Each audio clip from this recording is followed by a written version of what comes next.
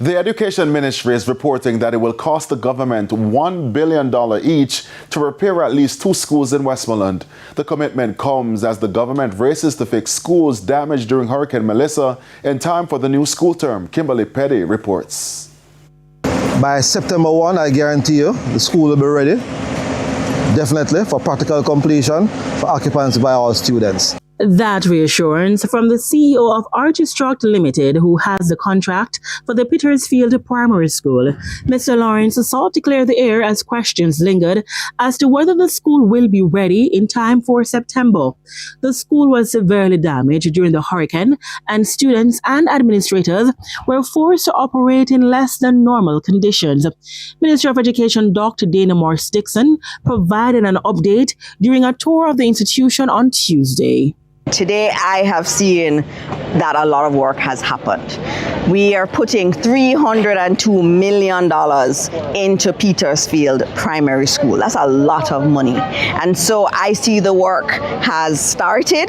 The roof should be in place by next week on most of the blocks. So at least that's a good sign, and the windows are ordered and are coming in. Dr. Morse-Dixon also revealed that the school is set to get a new block with 8 additional classrooms.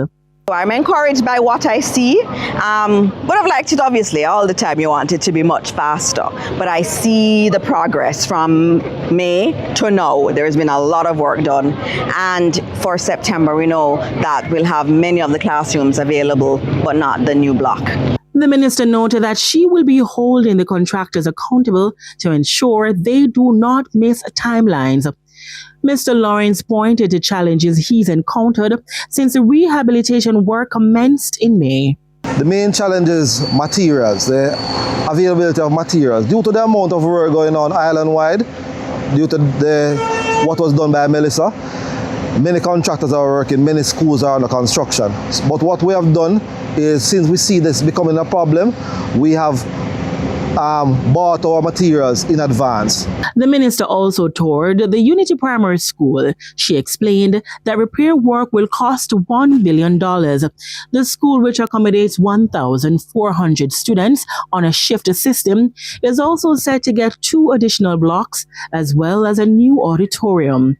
Kimberley Peddie, TVJ News.